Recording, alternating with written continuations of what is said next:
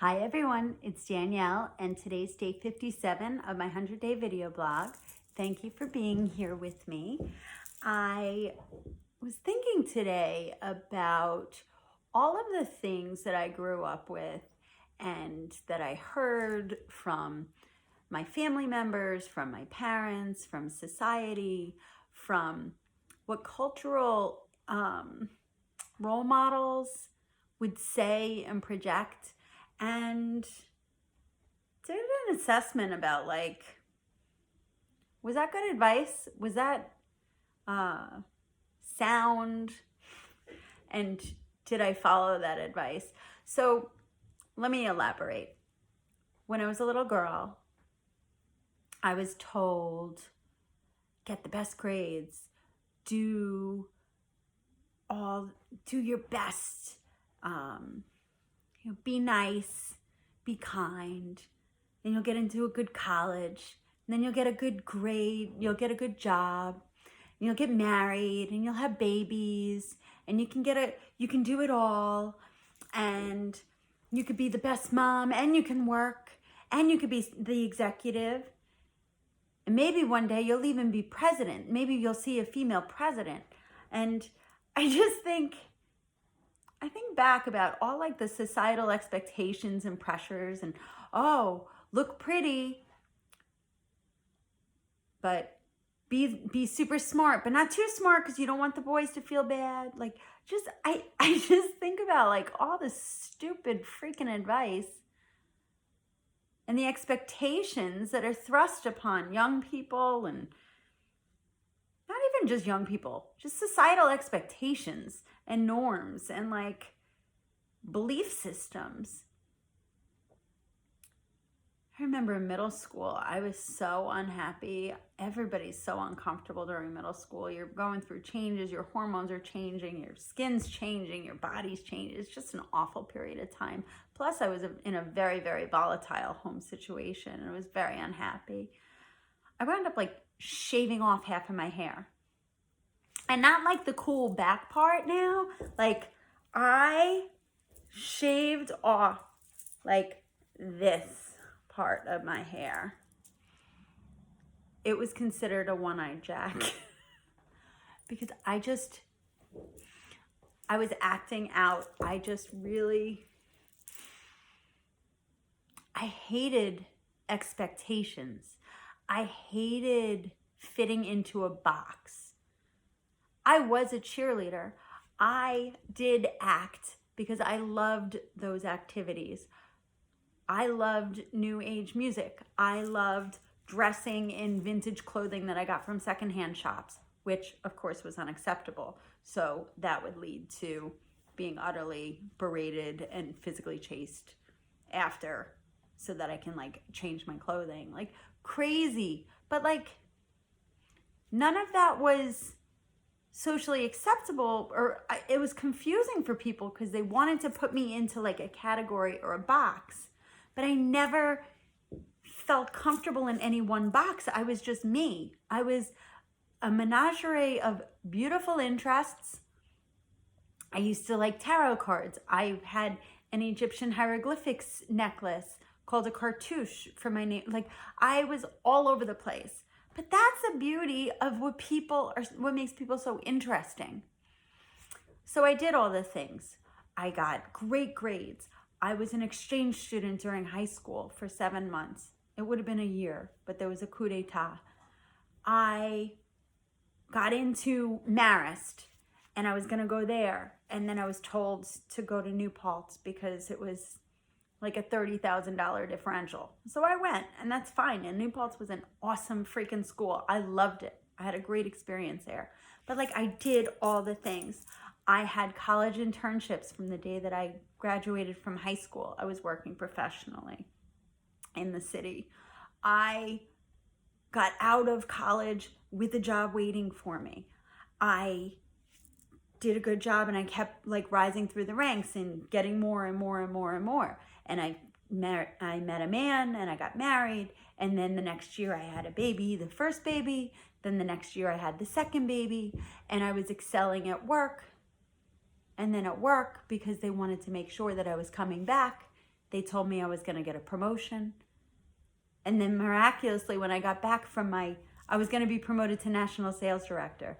And then miraculously, when I got home, got back to work after my maternity leave with my first child, I was told, oh yeah, so that promotion's not really going to work out. We didn't get the budget for that. So like they hedged themselves so that I would come back. I was already coming back. But I dealt with misogyny and favoritism throughout my whole career. So I worked in a very aggressive, competitive New York City industry as an early person. So I got involved in digital advertising when digital advertising was just being created. So it was a very unique opportunity to work in an amazing industry from the ground floor. But I was still working under the confines of like corporate America old rules where like, I'm sorry, but there's a lot of boys club situations that still exist that many women have to face. So was I cute enough? Was I skinny enough? Was I flirty enough? Was I fun enough? Was I professional enough? Was I smart enough? Like, was I spending too much time with my new baby? I came back to work after 3 months of having my child. It's like a blink of an eye. Then I had a second baby. And when I took a new job, unexpectedly I had a second baby. And I left that to find new balance and try to find some semblance of normalcy because I was told that if I did all of these things, you can have it all. But I felt like I was so stretched, so thin. And I kept at that. I took a step back and then it wasn't making enough money. So I came back into the industry because of the money. And it just was constantly like grueling. And I was like, what was everybody talking about all of my life? Being told I can have it all. I can work. I could be a mom. I can commute. I can be a wife. I can have the house clean. Like, what is that based on? Who ever said that that's true? That that's possible? Who says that you need to be an executive woman and be a mom? Like, if you want to be, that's amazing. But it is very hard and it comes at quite a cost. Emotionally, energetically, financially. I mean, putting my kids through daycare full time while I was working as an executive throughout the time before that they were born until kindergarten, I spent over $100,000 just on daycare. Just on daycare. That's not even like cost of living expenses of parenting. So like, I don't understand where these expectations or these stupid statements come from that people make. You know, everyone's so judgy. Well, you know what? Like if somebody chooses to want to be home with their babies and they're in a financial position to do that and to live modestly, like good for them. That's amazing. So like I really just reached a point in my life and in my career that I was like, you know what? All of that stuff, you know, the whole like be married and stay married no matter what, divorce is shameful. Well, is it a life sentence if things are not good? What message does that tell the children? That it's better to stay married in an unhappy situation where you're not communicating or you're sleeping separately and you don't like each other and there's infighting behind closed doors, but then like you go out to the world and pretend like everything's okay? Like, is that healthy? Is that what you want to teach your children? Because your children are watching. And the career, I just kept going to new places, trying to find that balance or that happiness in life. And I realized that I needed to make major changes because going to a different place wasn't going to change the outcome of that. So like, I really did say like, I'm going to change my lifestyle entirely. And people were like, what? What are you doing? How? That's impossible. But like, says who? Says who? In life, you get one shot. You get one shot at this life. You can't go back and say like, I really wish I did that. Like, it doesn't matter what anybody else thinks. If you believe in your heart that you need to make a change, make that change. Do what is best for you. And it doesn't matter what anybody says. They don't know your circumstances. They don't know what drives you. They don't know what your goals are. And if you're going to go for something that's going to bring you joy and bring you fulfillment and bring you happiness, if you want to go back to school for something, if you want to become a healer, if you want to become an artist, like, figure out how that makes sense for you, and who cares what anybody else says. I am so tired of people pleasers.